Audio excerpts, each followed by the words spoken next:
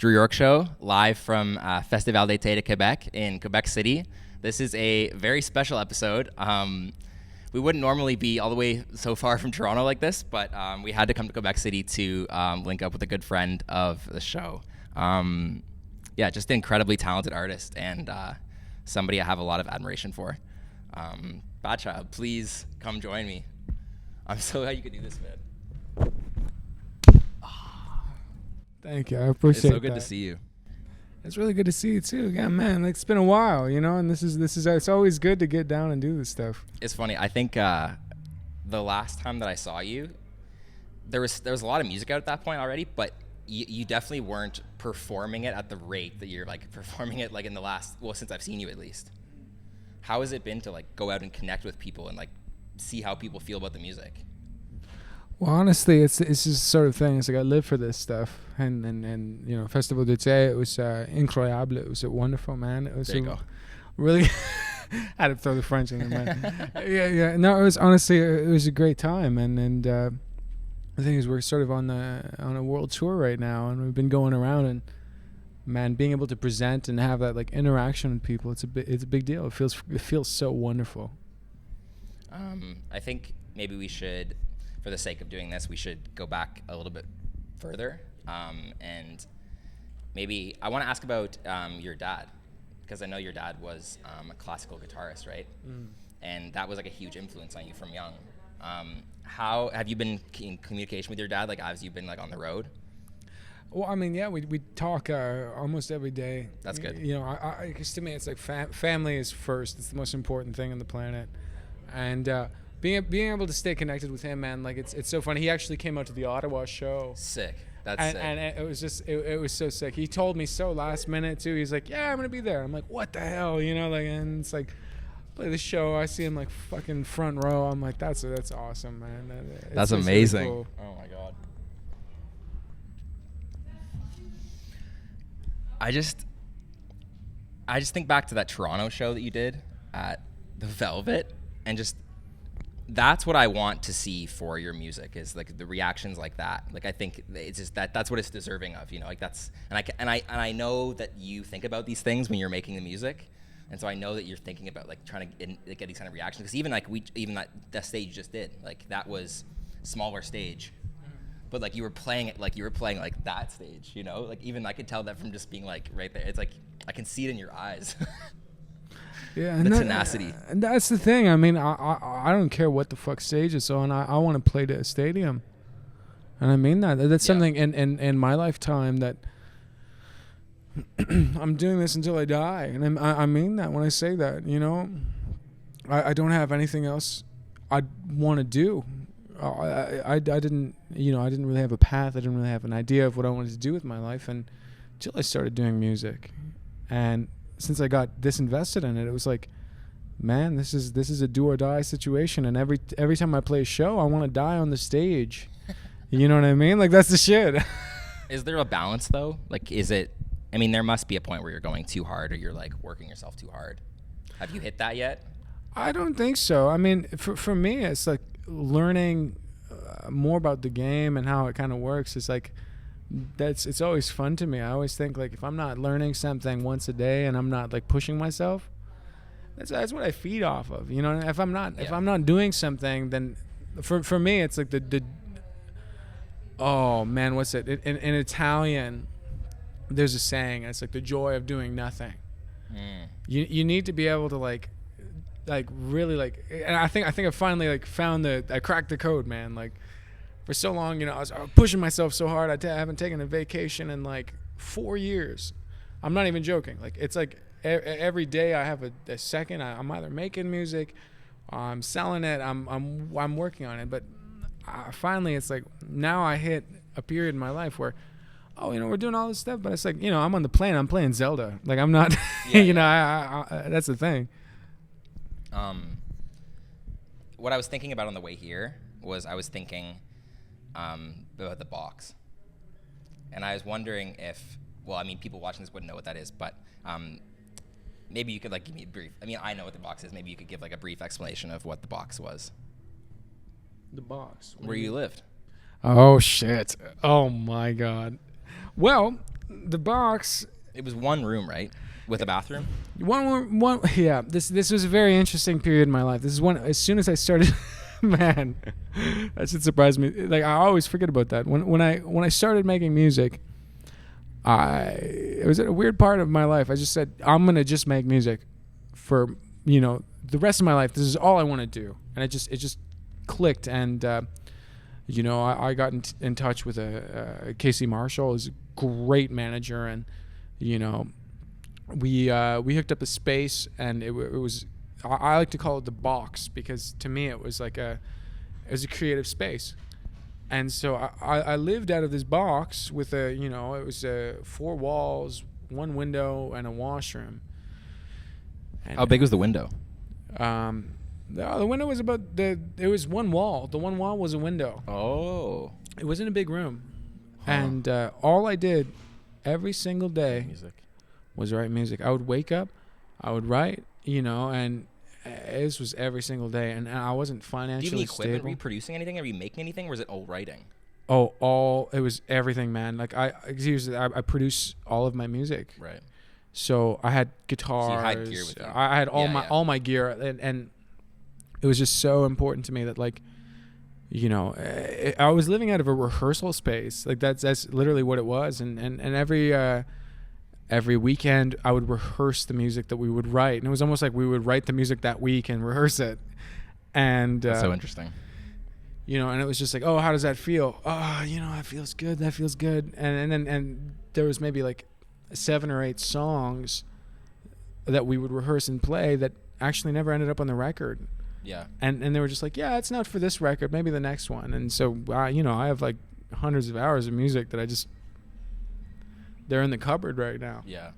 It's funny though how that at some point doesn't even matter, because you could make something tomorrow that's going to be like your new favorite thing. Yeah. And that's the nature of it, man. You just live it. And every day is something new, The reason I ask about the ball or bring it up is because when I watch you play on a stage like that, or I look at the videos from Blues Fest and there's hell of people, I wonder what it was that kept you motivated and kept you getting up and drinking water and doing all the things you need to do through that time of living in there. Did you picture this? Did you know this was going to happen when you were sitting? Is that what kept you, or was there something else? I think it was actually kind of a complicated emotion. I mean, yes, I mean this all the shows, all the festivals, everything. It's really exciting to me, but I think at the end of the day, I was at a point in my life where I didn't understand myself, and I had a lot of baggage that hadn't been claimed yet, and it was I just needed to spend the time to. It was therapy for me, and in a lot of ways, it's just I'm going to make this music and I'm going to write it, and it might be too personal, and it might be too it's complex emotion. But I just did it for myself to say I need to understand myself better. And when it started working and actually doing something, I realized, this is what I need to do. My music needs to be my diary. My music needs to be my self-explanation. Yeah. So that's how I'll actually understand myself. Because I don't know who the fuck I am. Yo, I almost forgot. Yeah, how did we not realize that we had met in a previous life? Yeah, isn't that fucked up, man? That's so funny, because that was before I really had started branding myself or started freelancing really hard. I wasn't really making any money at that point, and then you weren't Bad Child at that point. No, I hadn't even made a song. You're Isaiah Steinberg at that point. Yeah. That's so funny. I just find that so interesting. It's just so random. Yeah, it was almost like a different life, man. I remember that. I was out. I was seeing a concert. No, it was the same. At the same party. Met you. That's so crazy, man. It's just life's funny. Yeah, life works like that. What's the status on Free Trial right now? So I mean, it's completely finished. Yeah. And all the songs are kind of just being geared up, because to me it's it's a very conceptual album, and the rollout is so integral to making sure that the concept is preserved and everything. So to me, I have a very delicate approach to each song coming out. For me, it's each song needs to illustrate a different part of this story before I'm completely comfortable for the project to be out. Because if it comes out and people aren't, you know, completely in tune to what I'm actually trying to say with it, that's one of those things that worries me. So I work really hard at making sure each song that's released, you know, digs further into that concept and that idea. Yeah, I remember we talked about this the last time I saw you, because I remember bringing up the same thing. I remember bringing up how Sean Leon says that when he puts music out, that it's like killing off a part of himself, and then he he's like one of the worst feelings is to put the music out, because then it's like not his anymore, and it's not like his, it's the world's now. It doesn't belong to him anymore. Yeah, and I mean that's part of it, isn't it? Funny. Yeah, I mean, I always think like music is kind of suicide, more or less. You know, you're killing yourself when you make it. I always feel like I'm picking a scab when I mean, at least I think true music. You know, it's absolving yourself of your, you know, who you are. You're releasing this energy and saying, okay, you know, this is a deeper part of me, and now it belongs to you. I really love how you put that, man. Like, Sean Leon's a genius. Did you see that picture of him and Kanye West? Yeah, that's fucked up, man. Bro, that's crazy. I don't know what that's gonna be. I don't know That's either. I don't know. I'm just like a fan, you know. So to me, like as like a hardcore fan of Sean and a fan of Kanye West, obviously, is like I just like, bro, just like do it. I'm gonna let them do it. You know? Like, I don't know what that's gonna be. Whenever it's ready, just show it to me. yeah, take your time. Yeah, take your time. I'll wait 5 years if I got it. I want to see that. Yeah, no, that's my feeling. Tell me about your travels a bit. Like what stands? I mean, I know how this is. How it's like you don't get to spend tons of time all the time. Like even in Quebec City, you're not gonna have a ton of time here. No.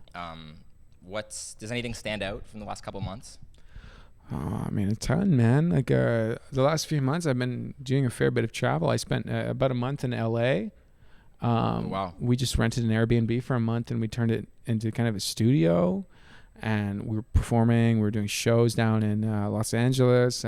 I still need to come to Kitchener. I still need to see your studio. Oh my God, man. Yeah. It's like, and to me, it's like, I like taking that shit on the road, you know, and like all the travels, it's been so interesting. It's like, I think, you make very unlikely friends. I mean, I remember we did a tour of the States, and I was in Vegas, and this was after the show.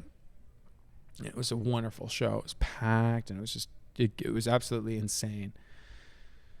And I got onto the Strip, and I was walking back to my hotel, and I just said, no, fuck it. I want to buy a pack of smokes. I want to chill out. I'm not ready to go home yet. So, you know, after the show, you're just all wired up. Yeah. And so I go to a 7-Eleven, and I'm just chilling there. And this one guy comes up. He's like, yo, can you buy me some beer? I said, yeah, sure. I can buy you a pack of beer. You know, fuck it. Well, what do I got to do that's better? So I get him a pack of beer, and it's just this random homeless dude. And so me and him chill on his curb for like an hour. And all of his friends come, and like we're just all chilling there. And they're like, oh, what are you doing? I'm a singer. So we're all literally singing old blues songs on the middle of Vegas. And like it's like that's the shit I live for, man. Like I'm like you never know what the next day is gonna give you. So it's just kind of crazy. That's so sick. Like in this time, like this day and age, like you sort of forget that the next person beside you in line at like Starbucks or whatever has just as much life to live as you. You know, like they have just as much experience probably as you, if not more. Oh yeah. You know, in relatively at least. Well, I mean that's the thing. It's just, you know, my mom at least taught me from like a young age. It's like you can't like disrespect like your neighbor. You can't like. I mean, I remember we were walking once, middle of the winter. There's this woman. She doesn't have shoes on. And my mom's like, "What size are you?" And she just takes her own shoes off, gives them to this lady. And it completely changed my life. Yeah, 'cause she's like, I have more shoes at home. Yeah, she's like, I got a pair of shoes at home. Yeah. She's out here on this bench. She doesn't have shoes. Yeah. I can afford to give her a pair of shoes. And it's like, man, that's just like human interaction period. I think is suffering, man. Like people got to talk to each other. I was reading something the other day about like how like is some teacher was like, it was like a post on Instagram I think from a teacher that had gone viral saying that she's like just like can't comprehend like how lacking some of the kids are like, and obviously I don't want to like totally just like start this narrative about how kids don't know how to talk. But like that, at least this was her observation that kids in her class didn't know how to communicate with each other properly. It was like very nasty communication. It wasn't like wholesome human connect. You know, I don't know. No, and I mean that's the thing. I mean, like, a lot of I mean, I always think like when I'm working on this record ties into this idea, I think quite well. It always comes back to like the modern relationship between people and how people can use each other and how people can like. I always think like, you know, how people view sex nowadays is like, to be honest, I think it's hideous. I mean, I think everyone goes through like that hookup phase. Like I had Tinder for so long and I was just like, oh, I'll hook up with whoever. And then I realized one day, holy shit, I'm looking at these human beings and I'm looking at a picture of them and I'm just deciding if I would or not. It's funny because you think about like 100 years ago. Yeah. You know, like we'd have brothels. Yeah. You know, and that was like that's like a part of society, you know, but it's like Tinder is like, that's like 24 hours. That's like all, it's not even just like a sub, you know, you don't just like go over to this place to kind of do that. Yeah. That's like every day, all day. Oh yeah. No, it doesn't stop. And I think that breaches into so much like how people look at each other, man. And it's kind of fucked up. Like the last thing I ever want to be is preachy, because that's like, you know what, do what you want. But like, also like, I think that stuff breaches into like social contract and like how people look at each other. You know, it's like it's always like that. You know, you look at someone, wow, they're cute, or wow, you know, I don't know, whatever. That's not my thing. It's always been like that. But when it comes to like working on like you know, real relationships and like being real with people, you need to disarm all of that shit. And like I realize that, man. Like it's like if you want a real relationship with somebody, disarm that shit now. You know what I mean? Because it's like you're not as beautiful as you think you are, and you're not. It has so little to do with that. It's like you're not gonna meet your soulmate. You're not gonna meet your heart's never gonna find its match if that's how you think. Yeah. That's big facts. Big facts. Yeah. Getting a bit preachy. I don't like to preach, but yo, it's sick to see you wearing Balenciagas. Thanks, man. I remember you just telling me stories about like, you know, gathering up like all your change and like running up to Betty's to like get a beer because like, beer's mad cheap there. Beer's mad cheap. You know, it's like it's just so, I don't know, it's so funny. Like it hasn't been that long.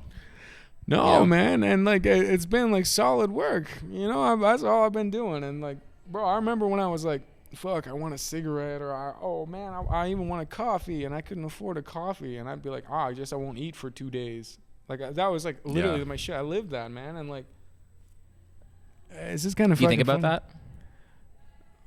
I mean, I think about it, yeah, but it I think it's like a superpower. Like I look like at a secret superpower, yeah. Yeah, I'm like, if I had to not eat for 2 days, and if I had to work my ass off for something, you've already done that. You've already been through that. I know I can do it again. Yeah. Like if I have to, and it's like if I have to do it again for my art, oh, you bet I fucking will. Dude, I wish we could sit here and do this for like hours. Yeah, me too, man. This is fun. I usually end this off with food recommendations. Ooh. Maybe it'd be sick if you gave me one from Kitchener, because it'd be sick if I can come back at some point and then I can go try it. And then it'd be sick if you had one from your travels, if anything comes to memory. Ooh, okay. I like that. What's your recommendation? No, yours. You want mine? Yeah. You're not getting me. I need a food recommendation. I'm hungry as fuck right now. Actually, out here, yeah. There's a place called Snack Bar. It's fire. And there's like a Middle Eastern place called Saveur du Monde, like Flavors of the World. Oh, yeah. Fantastic. Man, I mean, if I had to recommend some food, I mean, I love Detroit. Always been one of my favorite places. There's this place called Al Shatila, and it's this Arab sweet joint. And holy shit, man! Like Arab sweets, and like you know what I mean. Like, so you go in. I'm not fucking with you. You go in. It's 3 a.m, and there'll be full on families walking in 3 a.m, and they'll just be like, yeah, we're gonna grab some dessert. And it's like, what the hell are you doing here? At 3 a.m, grabbing like. But it's that good, man. It's that good. Yeah. Like they don't sleep, man. It's like you gotta get that. Crazy. It's so good. That's so funny. Okay, sick. Okay, dude, thank you for doing this. I appreciate you, man. It's so good to see you. Thank you. Yeah. Okay, thank you for watching the Drew Yorke Show. Yeah. Until next time.